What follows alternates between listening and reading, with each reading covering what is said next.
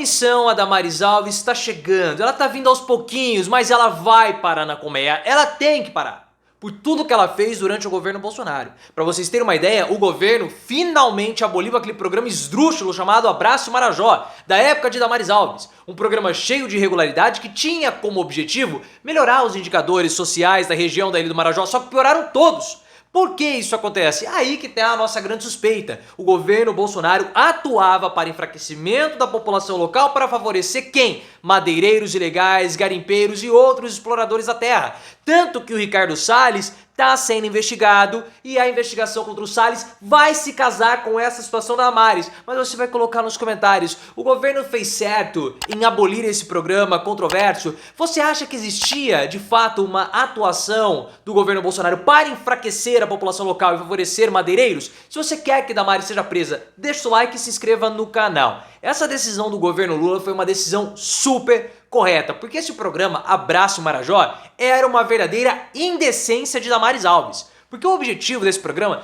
dela que se fala, que se auto-intitulou a Princesa de Marajó, era melhorar o IDH da região da Ilha de Marajó.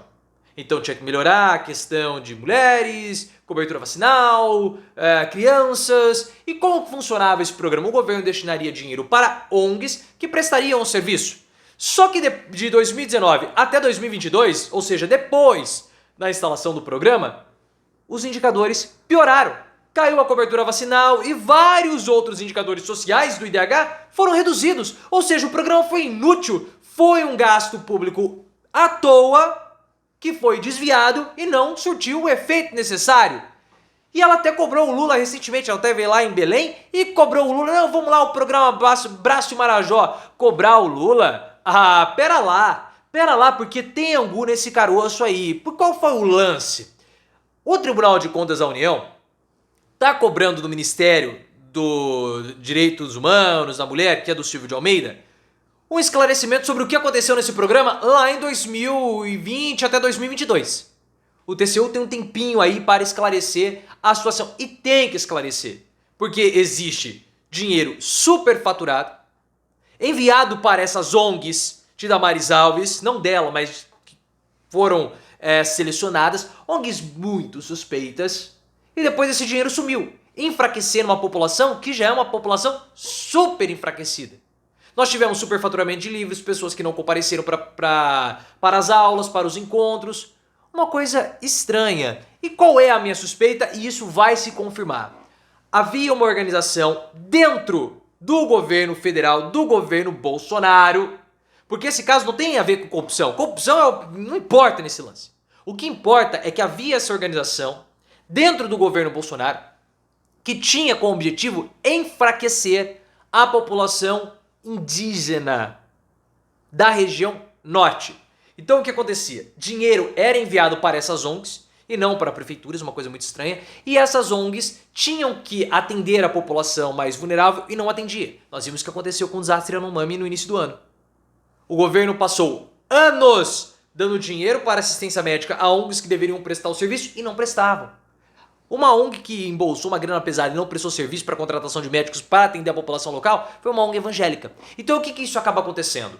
O enfraquecimento da população local, como nós vimos o desastre humanitário do povo Yanomami, favorecendo assim a atuação de madeireiros, garimpeiros, pecuaristas, tudo ilegal.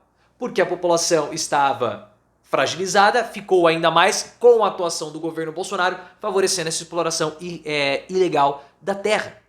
Esse é o real problema.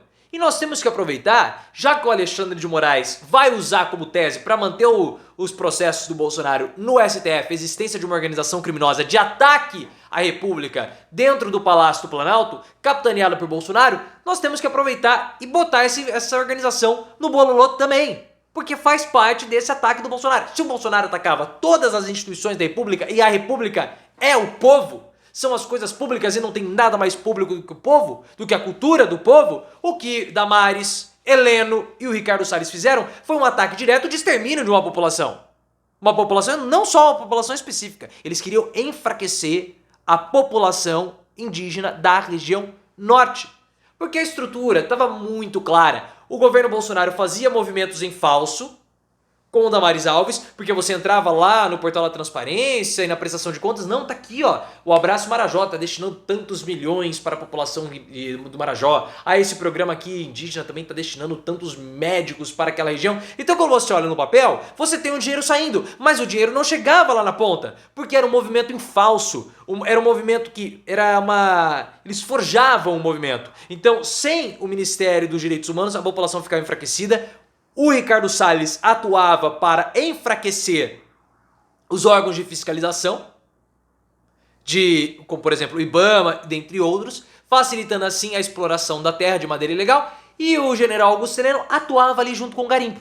Tanto que eles participavam de várias reuniões do garimpo. E na hora de enviar a fiscalização, o que acontecia? Dados falsos eram enviados para a ONU, para mascarar a atuação ilegal do governo Bolsonaro. Era assim que funcionava a estrutura. Tanto que o Ricardo Salles está sendo investigado pelaquela venda de madeira ilegal para os Estados Unidos que fez com que ele caísse do Ministério do Meio Ambiente.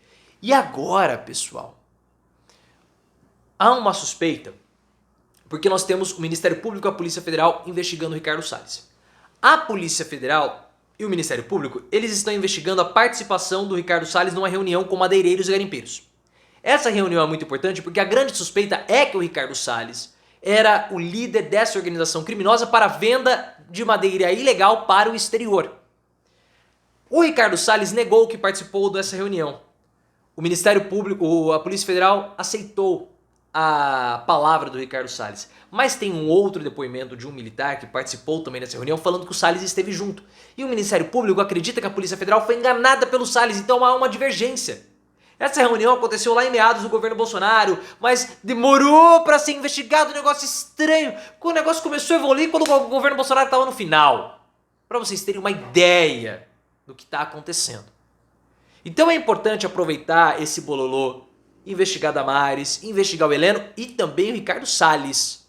Porque o enfraquecimento das pessoas, dos ocupantes da terra, favorecia, claro, a atuação do Ricardo Salles para a venda de madeira. Madeira ilegal para os Estados Unidos. E essa história é também muito importante para a comunidade internacional ficar sabendo como era a atuação do governo Bolsonaro, principalmente com os povos originários. Porque o Bolsonaro ele vai tentar propagar a narrativa de que ele é um perseguido para a comunidade internacional.